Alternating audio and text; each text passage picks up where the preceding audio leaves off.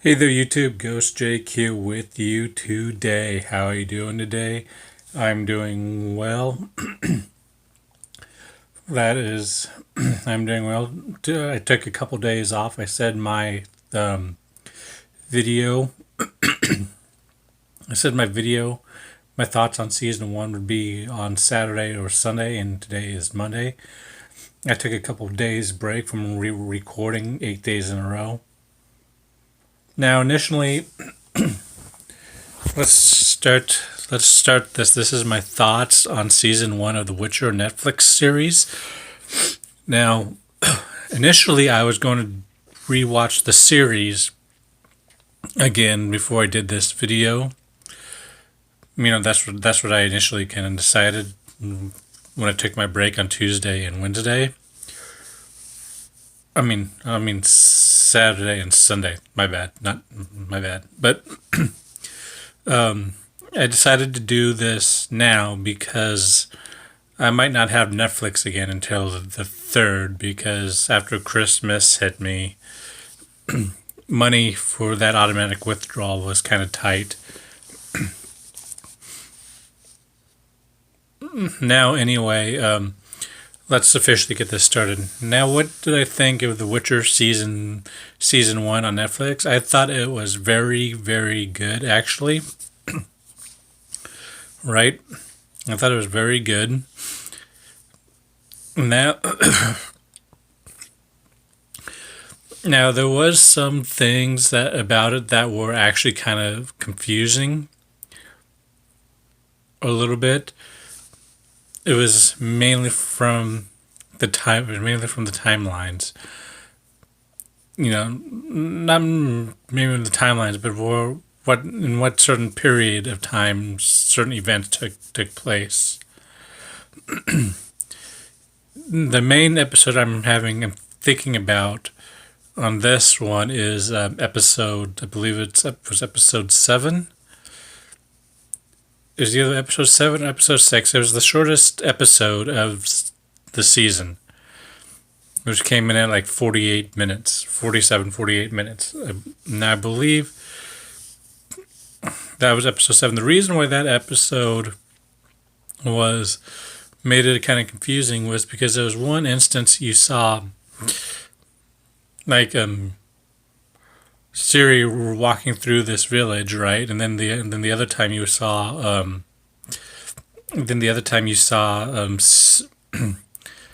Siri back in Sintra. So I was like, okay, how is this going? Right? At first I thought it was like, well, Sintra's destroyed, so how's this, what's going on? But I thought it was something that since I didn't read the books, I've only played the games that I needed to understand and read the books to understand this.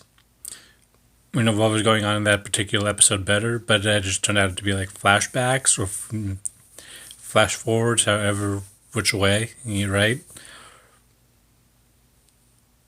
Now, now here is one thing to note. Um, like I said, I personally didn't read the books, but a friend of my brother's did read the books, and he said that Netflix actually did a pretty good job. They adapted the books that they followed for season one pretty accurately for the most part. So that is something I found that out from my brother when I talked to him the other day. So that yeah. Okay, now let's move on to and then the other episodes were a little easy. The other episodes were a little easier to follow, right? So that's good. And then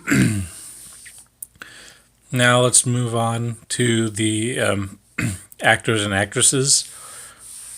Now, Well, Henry Chevial, I think I probably butchered his last name a little bit, as Geralt of Rivia.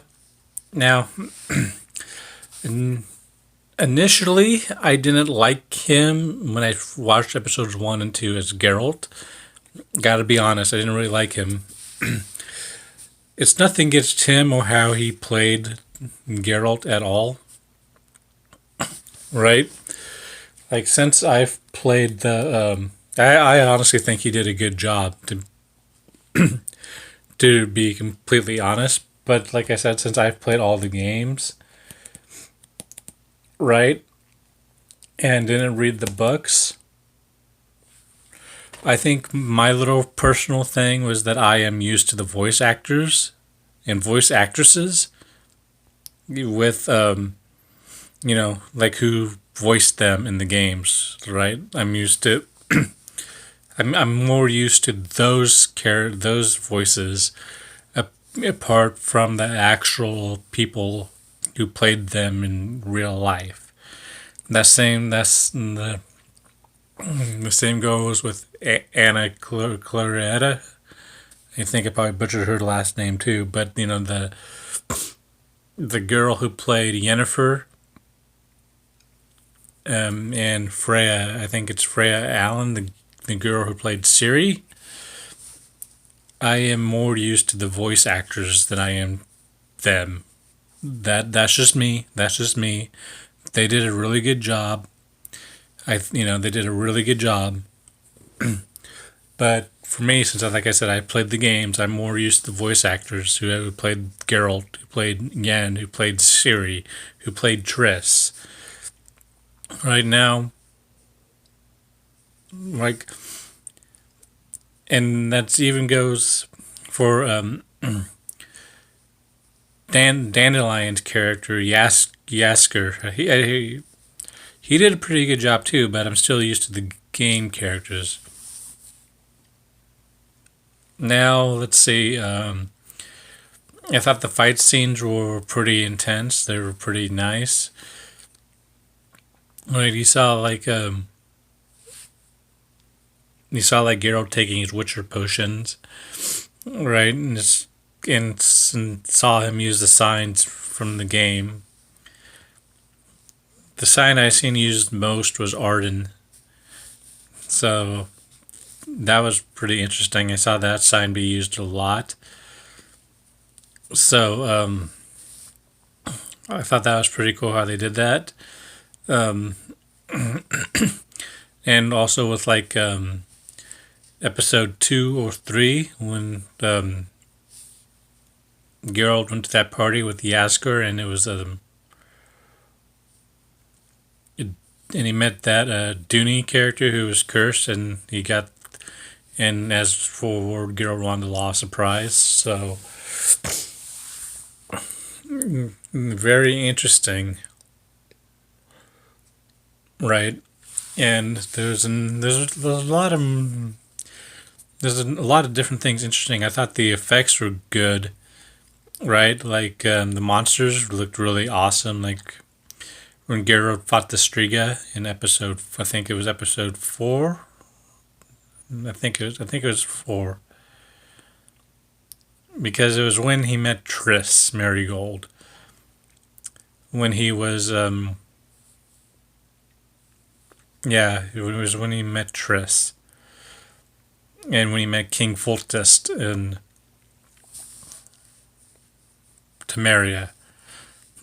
So, and that creature looked very good, and like the spider creature thing in the opening, which turned out to be like a Kekimore, turned out to be pretty cool looking when Geralt was fighting that thing. That was pretty good, and I also do have to say, like back in episode 1, his fight with when he got the nickname the Butcher of Blaviken, and when he killed all the people in the pub, when they're outside. That was pretty cool, and his fight with Renfri was pretty good. Now, here's the thing. I think I said this about episode 1 in my review, but do you think Geralt could have saved her if he tried? I know he was a completely different person than in the games, but the only reason I bring this up is because in the games there is an option we don't have to kill Sienna. We can actually make things work out between her and Anna Henrietta. And Renfri was said to be cursed under the Black Sun, and that was the same thing. Sienna is cursed in blood and wine. So I wonder if Geralt could have helped her out or saved her, or if she was just a lost cause. I'm kind of leaning towards she was more of a lost cause than he could have actually saved her, because she was set on revenge against I think it was Stravor. Now another thing to talk about now for okay, now let's go to Yen really fast. Talk about Yennefer.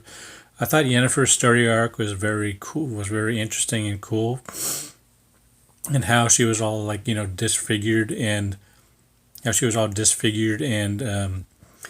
the magical transformations she went right to fight to become the Yennefer we know, right? I really thought that was very neatly done, and how she chose power.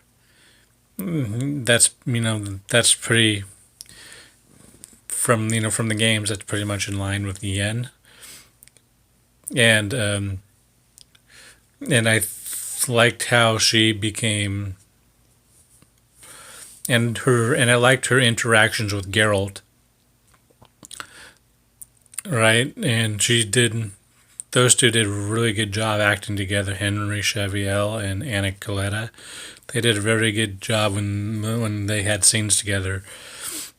So that is I really like them. Now Freya Allan as Ciri. Ciri did a really good job. She, in season 1, she was just kind of developing her powers. There was some interesting things. There was a couple times it was in episode 7, I believe, when she was getting robbed by her friends, and she was getting taken to Nilfgaard or whatever, the friend she played that game with, and then she used her powers, and then she got possessed for a second, or it seemed like she got possessed for a second. Now here's the interesting thing. I think the Wild Hunt might have been mentioned once in the entire series, but when she seemed possessed, could that have been someone from the Wild Hunt? I don't know. I'm kind of leaning towards yes. But I'm also leaning towards, it's the world of The Witcher. It could have been anything, right? It could have been absolutely anything that did that, and I have no idea what it was. But, yeah, and another thing I liked and I liked how her journey, how she was looking for Geralt a lot of the time, and she had to trust certain people, and she didn't know exactly who to trust. It was all kind of a judgment call, right? Now, back to Yennefer real fast. I forgot one thing with her. I liked how with the battle at Sodden in episode 8, when she was fighting Nilfgaard, she pretty much used that very powerful magic, and she wiped a lot of them out. And that was very cool. But then she teleported away or vanished. We don't know what exactly happened to her. But like I said, she's fine because she's in The Witcher 3, even though The Witcher 3 is a game. but you know what I'm getting at, right? So anyway, now like like I said, the fighting was like really good. The interactions was really good. The actors did a very good job of preparing the of portraying the Geralt, Ciri, Yen. Even though I'm already used to the voice actors, that's just my personal opinion. Um, but yeah, I think it did a very good job of portraying the thing. But I did hear this that season 2 is going to be, don't know how trustworthy the article I read is, but I did hear that season 2, whenever it may come out, is going to be a more focused story. It's not going to really jump all over the place, right? Then that's going to be good. I also heard that I also like that we got to hear Vesemir's voice in episode 8 also, when Geralt was in his like hallucination. That was good. As the other episodes, I thought they were really good. Right? I just don't know how I was able to follow it for the most part. Like when Geralt made the last wish to be with Yennefer, that was pretty good because that's what he wished for. And then in the game that in the Witcher 3, the game where Yen wants to undo that wish, so you pretty much know what you pretty much know what Geralt wished for without him having to say it, because he kind of whispered it. And so that's good. I also like the comic between him and Dandelion, or Yasker, however you want to pronounce his name. I like Geralt was out hunting something, and then everyone was like, I think he might be dead, and Yasker's like, no, he's fine. So, but yeah, I thought season 1 was very, very good. I'm gonna watch it again. I'm definitely gonna watch it again. Heck, even though I have a Netflix account, when it comes out on Blu-ray and DVD, I'm probably gonna buy it. Gonna be completely honest with you there. So, but yeah, I thought it was very good. I thought season 1 was very good. I liked it a lot. I like doing reviews for you guys. Now I need to find some new things to review, because this is going to be probably my last Witcher review since season 2 starts. Unfortunately, well, guys, this is Ghost Jake signing out. I hope you and everyone have a wonderful day, and I hope you all enjoy the Witcher Netflix series as much as I do. Take care, and bye.